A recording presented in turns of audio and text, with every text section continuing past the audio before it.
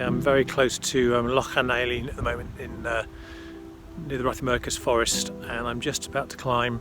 It's a lovely building behind me actually, which I might have a look at a bit later on, but I'm about to climb up the hill behind me, which I always do that wrong, but there we go. It's quite a steep old climb up. Well, I'm going to hopefully get a decent view of the Cairngorms there. There's lots of cloud over the mountains, there's some snow on the tops, and I'll have all this autumn colour that's down in the valley. With hopefully some kind of wintry conditions that are on the high tops at the moment. Tomorrow forecast is for rain, so I thought I'd make the most of today. It's starting to grey up a bit, so there might be a little bit of a shower when I'm up there anyway, but hopefully it'll be kind of some lush colours and some wintry feeling epic Cairngorm mountainscapes.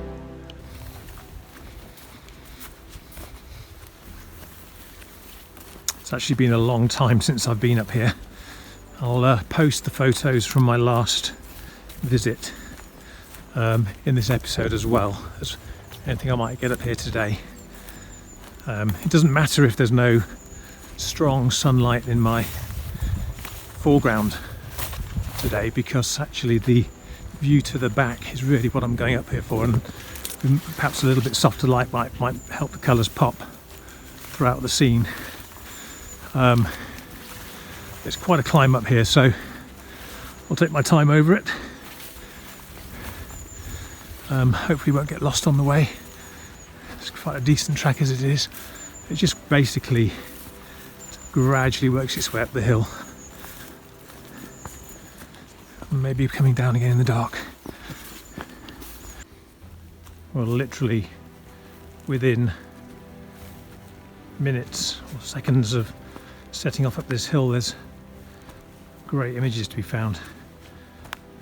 This is sometimes the danger with having a kind of final destination in mind, is that you would walk past images like we just saw there, or here coming up, in preference for what might be at the top. Luckily on this occasion I kind of know what is at the top, so I'm going to press on it. I have just made an image. I've stopped and spent 5 minutes with my camera, and I shall do again as I head up. No doubt I've got about 3 hours of light left, so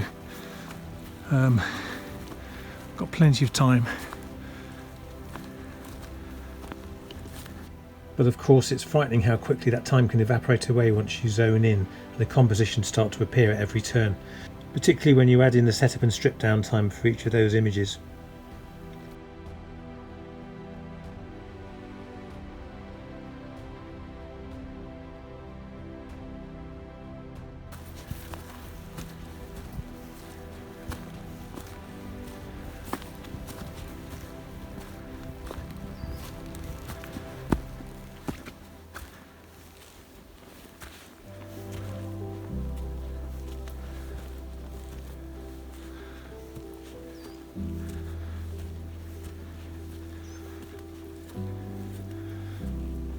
And there's another one here, by the looks of it.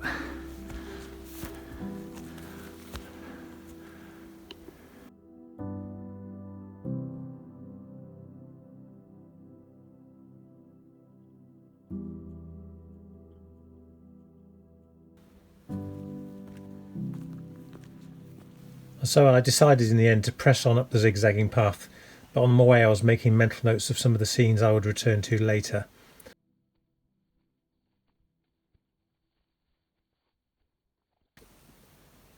And Unfortunately, at this point, with all my excitement at returning to the location, I accidentally switched my phone to record in slow motion mode, which wiped out much of what I was saying along with my puffing and panting on the climb.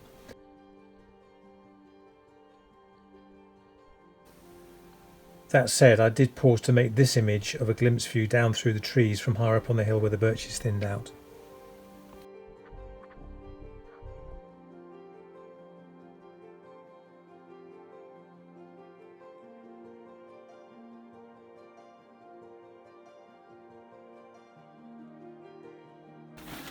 There you go, pretty close to the top now. It's a little bit more rocky.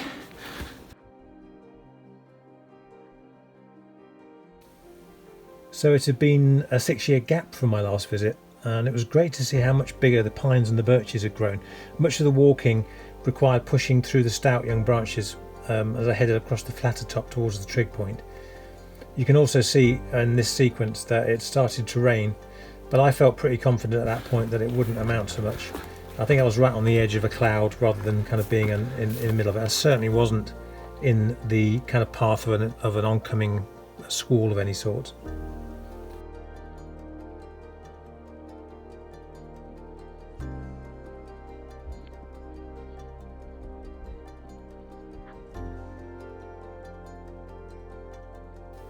I decided to leave this section in slower motion.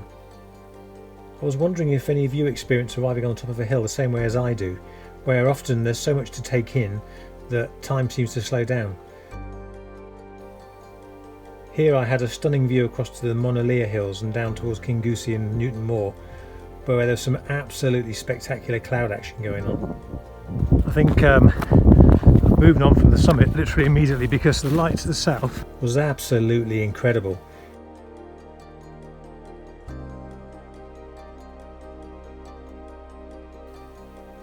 The air was filled with rain, but it was shot through with sunbeams which were spotlighting areas of woodland and picking out farms and farmland.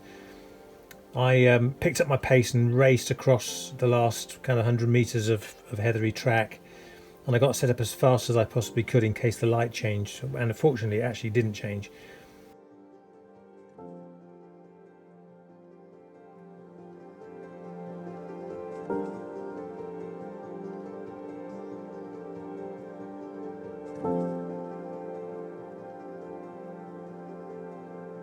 There was plenty of great foreground, but unfortunately it couldn't be married into the light down the valley. But luckily it did work for an image or two looking into Glen Feshie, especially as the rain was dissected by shafts of light.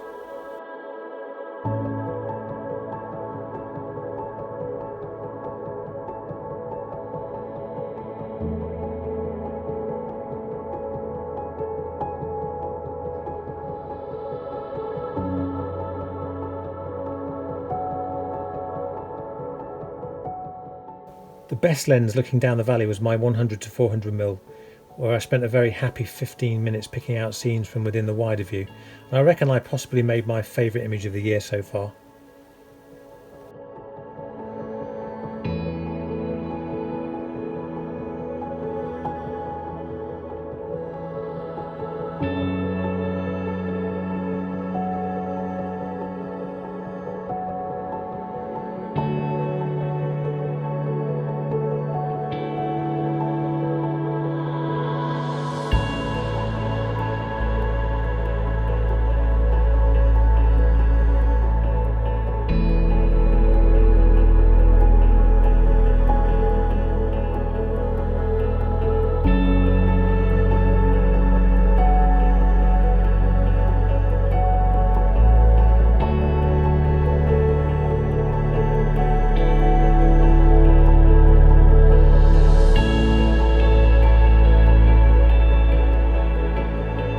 As hard as it was, I eventually had to tear myself away from this scene because behind me I was missing more action over the Cairngorms.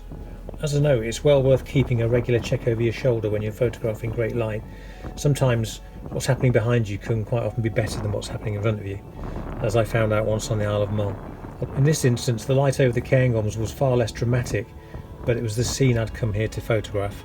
I really wanted that kind of rich autumnal image. What I'd like to do is get something with some yellowy birches in now and try and get that fantastic colour contrast from yellow and blue. So I'll head that way. I'm sure that the mic on this phone is now picking up plenty of wind noise. It's got a little bit more breezy up here since I've arrived, with the weather moving around. But I shall head over and try and find a point where I can look across Loch and Eilein towards the main Cairngorm massif over here.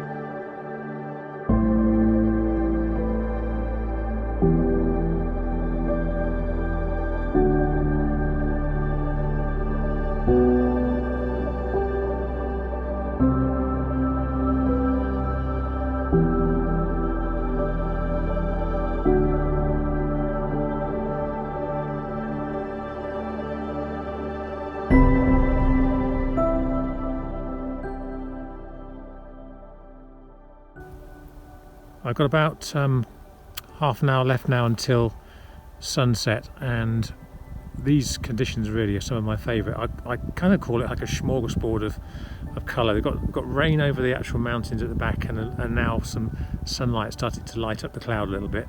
There's a little bit of a glow on some of those hills and some of the folds on the hills at the back as well. I'll show you what I'm shooting this upright. I've already taken a couple already. If I go into the back of the camera here, this is the shot I just took. What you can see is I've got bottom left little juniper bush, and then there's a rock balancing that on the bottom right, and then very central kind of larger juniper, and then a tall conifer, which is back in the centre of the frame, which is just in front of Loch and Eilein, which is probably about 400 feet below us, below where I am now, and then a birch tree balancing that on the left of the frame, and then obviously off to the mountains at the back.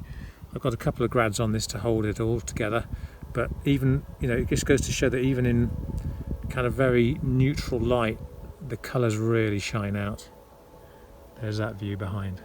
Isn't that beautiful?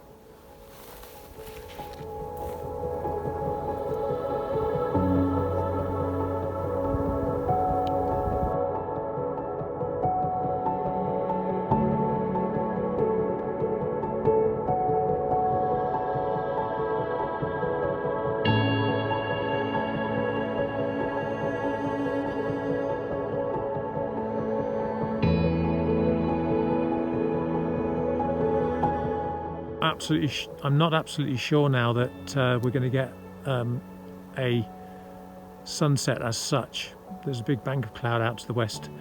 The weather is due to change and kind of go back to wet again overnight, so I'm assuming that's on its way in.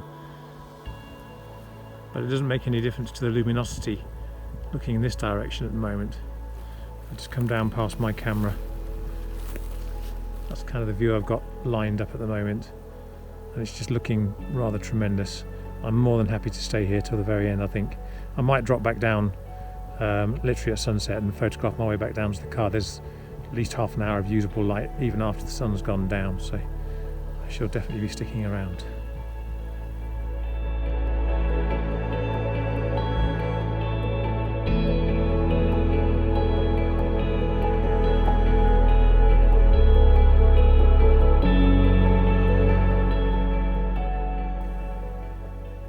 So I finally decided to head back down into the woods, and I stopped to photograph a number of the scenes I'd noted on the way up, particularly of some of the fallen trees. I think they make a really stark contrast to the frothy yellow leaves on the birch foliage. As darkness descended, the exposure time stretched away to 30 seconds at ISO 100, at which point I switched to ISO 200, and that gave me maybe 3 or 4 more minutes to make a few more images before I finally arrived back at my car in the pitch dark.